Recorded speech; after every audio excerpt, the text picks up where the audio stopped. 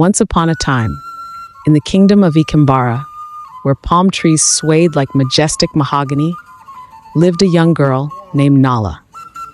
Nala, a poor orphan, lost her parents when she was just 3 years old. Her father, Mr. Jabari, was the wealthiest farmer in the kingdom, owning the largest palm tree plantation and being the most prominent seller of palm oil. But tragedy struck during one of their trading journeys with his wife Omari, when their boat capsized, claiming their lives and leaving Nala in the care of her aging grandmother, Mama Azebo. Mama Azebo was old, her once vibrant youth replaced by the wrinkles of time, but she raised Nala with all the love and strength she could muster. Every morning, Nala would fetch water from the Urashi River to tend to the small garden behind their humble hut. Despite her young age of 15, Nala took on the responsibilities of an adult, providing for herself and her grandmother, who could no longer work. On the bustling Eki market day, traders from far and wide gathered to buy palm oil. As usual, Nala would go around the market square, offering to do chores for food in return. But the villagers, seeing her malnourished and unkempt appearance, shunned her. Children her age avoided her, and adults turned their backs. Yet Nala never complained. She knew she had no choice but to do these odd jobs to ensure she and her grandmother could eat. She would wash clothes, till the fields, and sweep homes, all the while singing ancestral songs that brought a semblance of peace to her troubled heart. After gathering enough food for the day, she would rush home to cook for her grandmother. "Mama, good evening. Have you taken your herbs?" Nala would ask as she entered their small hut. Mama Azebo, despite her frailty, would smile warmly at her granddaughter. "Yes, Nala. May the sun that rises each day illuminate your path. May your heart be filled with joy, and may your spirit find peace. You come from a line of resilient souls, my child." Nala would place her hand over her heart, accepting her grandmother's prayers with gratitude. Those words were her strength, her beacon of hope in a world that offered her little kindness. Days turned into weeks, weeks into months, and eventually years passed. Nala believed fervently in her grandmother's prayers, trusting that help would one day come. But as she grew older, now 26, nothing had changed. Their poverty worsened, and they were forced to live on the outskirts of the village, far from the market and the heart of Ikembara. Nala, deeply concerned, had never considered marriage. No man had shown any interest in her. One morning, Nala sat beside her grandmother outside their hut and asked, "Mama, why does no one help us? Why do they all keep their distance?" Mama Azebo sighed deeply, tears welling up in her eyes. "My child, the world is a broken place. I remember your late parents so well." Her voice trembled, and tears flowed freely down her wrinkled cheeks. "Mama, please don't cry," Nala said, her heart heavy with sorrow as she too began to weep. "Your parents were once successful farmers, respected and loved by many. But their success bred envy among the other farmers in Ikembara. Your father's palm tree plantation was the largest in the land, and his prosperity drew hatred. One morning, they went to trade as usual and never returned. Rumor has it that the farmers' group in Ikembara plotted to wreck their boat. I sought justice, but no one stood by us. They took everything we had, and no one dared to question them." Nala and Mama Azebo wept together, their shared grief a heavy burden. As midday approached, Nala left for the Urashi River to fetch water, her heart weighed down by the painful truth she had just learned. Until now, she had not fully understood the depth of the villagers' animosity toward her and her family. With swollen eyes and a heavy heart, Nala walked slowly toward the Urashi River, singing the ancestral song of her people, tears mingling with her words. As she stepped into the cool waters, something extraordinary happened, a phenomenon never before witnessed in Ikembara. The river god of the seven seas, Orkidi, the village deity, manifested before her in a brilliant glow. A massive, human-like figure emerged from the river, stretching out its hand toward Nala.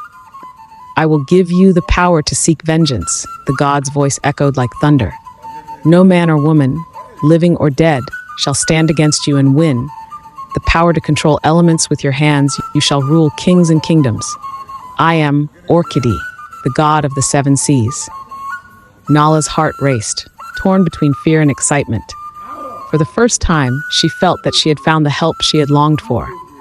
She hurriedly filled her pot with water and rushed home, eager to tell her grandmother everything that had happened. "Mama, Mama," Nala called out, her voice filled with joy. "The gods have answered your prayers. I met Orchidee, the god of the seven seas, and he has given me a gift beyond imagination." Mama Azebo, astonished, watched as Nala recounted her encounter with the deity. They both rejoiced, their spirits lifted by the promise of a better future. Nala then went to her small garden, where she grew tomatoes, peppers, garden eggs, and other vegetables. As soon as she watered the garden with the water from the Urashi River, a miraculous transformation took place. Each plant began to bear fruit in the form of gold. She was in awe, realizing the power Orchidee had bestowed upon her. Overwhelmed with curiosity, Nala drank from the pot of water. Instantly, her body was rejuvenated, as if a veil of hardship had been lifted, revealing the true beauty that had been hidden beneath years of struggle. She ran to her grandmother, who gasped in astonishment. "Nala, is that you?"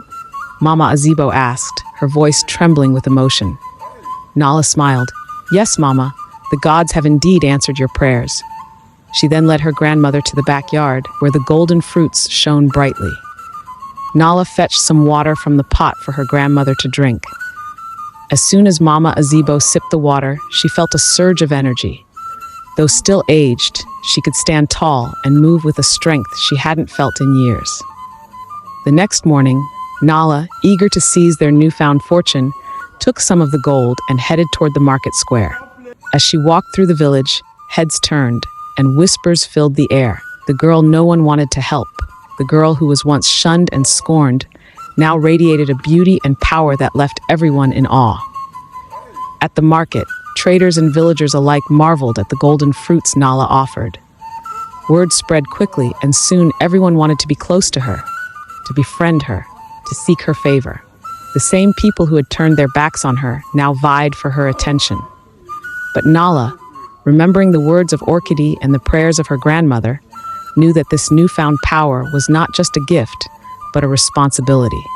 She returned home with her earnings, determined to use her wealth and influence to seek justice for her parents and restore dignity to her family's name. Days turned into weeks, and Nala's fame grew. Suitors from near and far came to ask for her hand in marriage, but she remained focused on her mission. She had no time for love, not while there was still so much to be done. The power Orchidee had given her allowed her to confront those who had wronged her family, and one by one, the truth of her parents' death was revealed. The guilty were exposed, and justice was finally served. Yet as powerful as she had become, Nala never forgot the hardships she endured or the prayers that sustained her. She used her wealth to help those in need, ensuring that no one in Ikembara would ever suffer as she and her grandmother had. But even as Nala's life transformed, she felt a longing deep within her soul, a yearning that all the gold in the world could not fulfill. The river god had given her the power to seek vengeance, but with it came a burden that weighed heavily on her heart. One night, as she sat by the Urashi River, she called out to Orchidee, "O great god of the seven seas, you have given me power and wealth beyond measure, but my heart is troubled. I have avenged my parents, and justice has been served, but I feel a void that I cannot fill." The river shimmered under the moonlight, and Orchidee's voice echoed in the night air. "Nala, child of Ikembara, the power I gave you was a means to restore balance, but it was never meant to be the source of your happiness. True fulfillment comes not from power or wealth, but from love, compassion, and the connections you forge with others." Nala bowed her head in reflection, understanding the wisdom in Orchidee's words. She had spent so much time seeking justice and righting the wrongs of the past that she had forgotten to open her heart to the present. The elders of Ikembara grew increasingly uneasy with the attention and admiration Nala was receiving since her sudden rise to wealth and power. Whispers filled the air as they gossiped. "Isn't this the same Nala who once wore rags and worked in our fields? How has she become so powerful, even more than the king himself?" Their unease led to secret meetings held every sixth market day at Elder Mosi's house, with one topic dominating their discussions: Nala. Elder Mosi, Elder Adago, and Elder Kwame were the same men who had plotted the death of Nala's parents when she was just 3 years old. Although Nala had made them pay for their treachery by reclaiming the palm tree plantations they had stolen from her father, she had spared their lives, but stripping them of their ill-gotten wealth only deepened their resentment. During one of their endless meetings, Elder Adaigo grew impatient. "We've talked enough. It's time we take action," he insisted. Elder Mosi, usually cautious, interrupted. "But what can we do? The girl is not just wealthy. She possesses supernatural powers and the blessings of Orchidee, the god of the seven seas. Going against her would be like signing our own death warrants." Elder Kwame, always the schemer, leaned in and whispered, "Everyone has a weakness, no matter how strong they appear. We must discover the source of her power and destroy it." Elder Adego frowned. "But how can we do that? We all know her powers come from Orchidee, a god we cannot challenge." Elder Kwame smirked. "We don't have to challenge the god directly. We just need to make her disobey Orchidee's instructions." "But how can we do that if we don't even know what those instructions are?" one of the other elders questioned. Elder Kwame's eyes glinted with a sinister idea. "Nala possesses a pot, a vessel she uses to fetch water from the Urashi River, which she guards heavily. This water is the source of her gold." Elder Adego looked concerned. "Even without the guards, we can't defeat her. Her powers are too great." Elder Kwame nodded. "That's why we'll involve the village chief priest. We need spiritual powers too." The chief priest joined in the next meeting to finalize their agenda. Because the chief priest too could not bear to see that the villagers now adores Nala and no longer seek for his guidance. After a long and heated discussion, the elders and the chief priest devised a plan to finally bring an end to Nala's reign. Unaware of the plot against her, Nala decided one evening to visit the Urashi River alone. She yearned for the freedom of walking without guards and thought, after all, the villagers love me and I can protect myself. She missed the days when she could roam freely. The elders, along with the chief priest, had anticipated this moment and were ready. That evening, Nala disguised herself and slipped away without her guards, following the path to the Urashi River. As she approached, they sprang their trap. A net was cast over her, immobilizing her instantly. The chief priest then cast a powerful sleeping spell, sending Nala into a deep, unbreakable slumber. Hired warriors swiftly carried her into the bush, unaware they were being watched.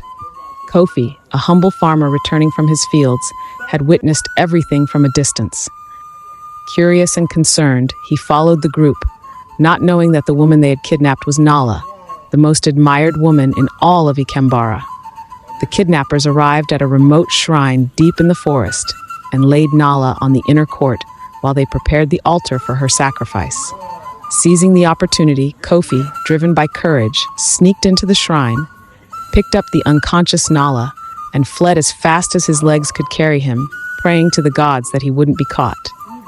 Reaching his humble hut, Kofi gently laid Nala on a mat and quickly made a fire to keep her warm. As he removed the veil covering her face, he gasped in shock. It was Nala, the woman every man in the kingdom desired. He couldn't believe that Nala had fallen victim to such a cruel scheme. Nala slept through the night, but her sleep was troubled. At dawn, Kofi went to the market to prepare a special goat meat pepper soup for her, hoping it would restore her strength. When Nala finally awoke, she was struck by a throbbing headache, and the memories of the previous night came rushing back. Disoriented and realizing she was in an unfamiliar place, she transformed into a white owl and flew home. Kofi, eager to see her awake, returned to his hut only to find Nala gone. Panic and regret washed over him. He feared the worst. Had the elders found her and taken her again? Desperate, Kofi rushed to Nala's home, which was heavily guarded. The guards, following Nala's strict instructions, refused to let anyone enter. Kofi, frantic, asked one of the guards, "Is Nala okay? I just want to know if she's safe." One of the guards, irritated, picked up Kofi and threw him to the ground. "Nala is fine, or do you want to kill her too?" The guard spat angrily. Relieved, Kofi stood up, his heart at ease. Though he couldn't see Nala, he was comforted to know that she was safe. The next morning, Nala seems not to be concerned about what had happened. She now knew that she was not loved by everyone as much as she thought. But now more than ever, she knew it was time to pick a husband, someone she can confide in, that will love and protect her. Upon telling her grandmother, who had always been troubling her to get married, Mama Azabo was filled with excitement. "I can't wait to carry my grandchildren." Nala didn't tell her grandmother what had happened to her. Neither is a word to be spoken outside her household about that night. The next day, Nala made a decision. She began to welcome those who sought her hand, not with the intent of seeking power or status, but with an open heart, ready to find the one who would stand by her side, not for what she had, but for who she was. Nala's supernatural powers reigned supreme. Her influence and wealth became the envy of all. Her ability to control the elements, bend the will of kings, and amass fortunes beyond imagination set her apart. She possessed an aura that drew men to her like moths to a flame, yet none could truly claim her heart. Among those who desired Nala was one of the most powerful and ruthless kings in the land, a man known for his evil ambitions and insatiable hunger for power. King Kellen, driven by the desire to use Nala's influence to win battles and conquer more lands, sought to make her his queen. He was not alone. Other kings, lured by tales of her beauty and power, also came, bearing gifts of livestock, fine apparel, and treasures from distant lands. But Nala was unmoved by these offerings, for she had no need of earthly riches. Whenever her store of gold ran low, she would simply take the sacred pot blessed by Orkidi, the god of the seven seas, and fetch water from the Urashi River. With each drop of water that touched her garden, gold would sprout from the earth, replenishing her wealth effortlessly. Yet, the eyes of the world were upon her, watching her every move. Whispers spread through the villages and kingdoms, rumors of her unearthly beauty and limitless wealth. Some believed she wielded a dark power, one that no woman should possess. They feared her strength and envied her control, convinced that a woman with such power was an affront to the natural order. Every Iki market day, eligible bachelors from far and near flocked to the village, each one eager to win her hand in marriage. They came from wealthy families, royal bloodlines, and distant lands, all captivated by her beauty, wealth, and the stories of her divine encounter with Orkidi, the god of the seven seas. But Nala, wise beyond her years, knew that choosing a husband based on wealth or charm alone would not bring her the true happiness she sought. She needed a partner who possessed not only strength and bravery, but also a heart filled with kindness and wisdom. To find such a man, Nala devised a challenge, one that would test not only the courage and determination of her suitors, but also their compassion and humility. She gathered all the hopeful men in the village square. King Kellen came for the contest to prove himself as a fearless warrior and king.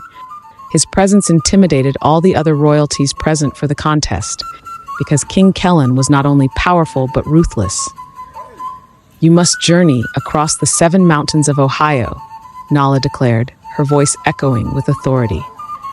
"At the peak of the 7th mountain lies the gem of youth.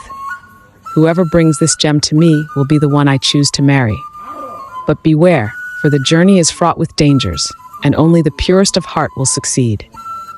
At the sound of the horn, the suitors, eager to prove their worth, set off on their journey, fully dressed like warriors heading for war, each one determined to be the first to bring Nala the coveted gem. Among them was Kofi, a handsome and humble farmer who had admired Nala from afar and has gone to the extent of joining the warrior in training squad of Ikembara, so he could one day become one of Nala's guard. He knew this was the perfect opportunity to finally get close to Nala. Unlike the others, Kofi was not wealthy, nor did he possess noble lineage, but he had a heart full of love and a spirit untainted by greed. Nala entered into her secret chamber and transformed into a white owl, and followed the contestant closely because she knew what the men were about to face would be life-threatening, and she never wanted any blood on her hands, so she could guide the lost men home. The first trial came as the suitors reached the River of Shadows, a dark and swirling current that seemed to pull at their very souls. To cross it, they had to navigate a series of treacherous stepping stones that would disappear if their hearts harbored fear or doubt. Many suitors hesitated, some even turned back, but Kofi, with a calm and steady heart, stepped onto the stones. His faith in himself and his purpose guided him safely across. Next, the suitors entered the forest of echoes, where every sound they made was magnified 100-fold, creating a cacophony that disoriented the senses. The echoes would confuse those who were arrogant or self-serving, leading them deeper into the forest until they were lost. Kofi, who walked with humility and listened to the stillness within, was able to discern the true path and emerged from the forest unscathed. Most of the contestants, seeing that Kofi was courageous enough for the first trial, decided to follow Kofi closely. In the Valley of Fireflies, the suitors encountered a swarm of glowing insects that danced in mesmerizing patterns. These fireflies had the power to lure those with a lust for power or wealth into an endless trance, causing them to lose sight of their quest. Kofi, who valued love and kindness above all else, remained focused on his goal, and the fireflies parted to let him pass, and they all followed him. As the suitors climbed the fourth mountain, they came upon a labyrinth of mirrors that reflected their deepest fears and insecurities. Those who could not confront their true selves were trapped in the maze, endlessly chasing illusions. Kofi, who had always accepted his flaws and embraced his strengths, faced the mirrors with courage and found the exit. At this trial, it was every man to himself. King Kellen was unmoved because he had faith in his charm, so he was able to move on to the fifth trial. The fifth trial led the suitors to a narrow canyon where the wind carried whispers of doubt and despair. These voices would grow louder for those who were prideful or dishonest, eventually driving them mad. Kofi, who had always been honest with himself and others, let the whispers wash over him without giving them power. He walked through the canyon with his head held high, his resolve unbroken. At the sixth mountain, the suitors reached a sheer cliff that required them to leave behind something of great personal value to continue. Many faltered, offering gold and jewelry, unable to realize what's important. Kofi, however, gave the only thing that was of value to him, the amulet his late mother had given him. A path revealed itself, allowing him to scale the cliff while others followed. The final trial brought the suitors to the Cave of Disguise. As Kofi entered the cave, he saw a faint light in the distance. Expecting to find the Gem of Youth, he hurried toward it. King Kellen from nowhere raced Kofi and pushed him away from sight. But he found not a gem, but an old woman lying on the ground, weak and in need of help. King Kellen was disappointed and headed further into the cave with the other suitors who had also made it through the trials, thinking the old woman was a distraction meant to lead them astray. They continued their search for the gem, leaving her behind. Kofi stood up and dusted the dirt off his body and headed towards the old woman, his heart filled with compassion, knelt beside the old woman. "Are you hurt, mother? Let me help you," he said, offering her water and supporting her frail body as she struggled to stand.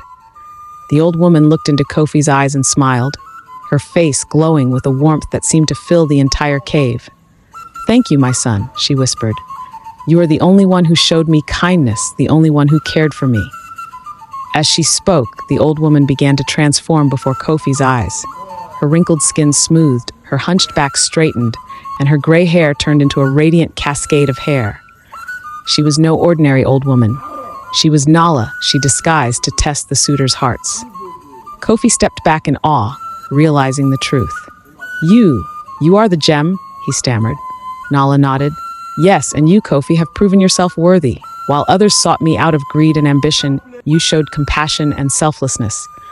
That is the true mark of a man deserving of me." With those words, Nala extended her hand, and in her palm appeared a small glowing gem, the embodiment of youth and purity. She placed it in Kofi's hand. Nala transformed back into an owl and journeyed with Kofi back to Ikembara, carrying the gem, his heart filled with gratitude and humility. As he approached the village square, the other suitors gathered, their faces falling as they saw the glowing gem in Kofi's hand. The villagers gathered around royalties from far and near, came to witness the luckiest man that would have Nala's hand in marriage. Nala stepped forward, her eyes shining with admiration and love. "Kofi, you have passed the trials not just with courage, but with a heart full of kindness. You have shown that true strength lies in compassion and selflessness. I choose you, not because of the gem, but because of the man you have proven to be. King Kellen arrived shortly with the rest of the contestants. It's not possible, there was no gem inside the seventh mountain. Nala responded with a smile. The old woman you ignored was the one with the gem. King Kellen was very furious and went straight towards Kofi to harm him with his dagger. Nala, out of pure instinct, whirled a sword around his hands with the power of her hands, which prompted King Kellen's warriors to head towards Nala as Kofi drew his sword to defend her. What will become of Nala and Kofi as the fate of the land might be prey to King Kellen, conqueror of kings and kingdoms? Find out in the next part of this tale. Don't forget to like, share, and subscribe. Thanks.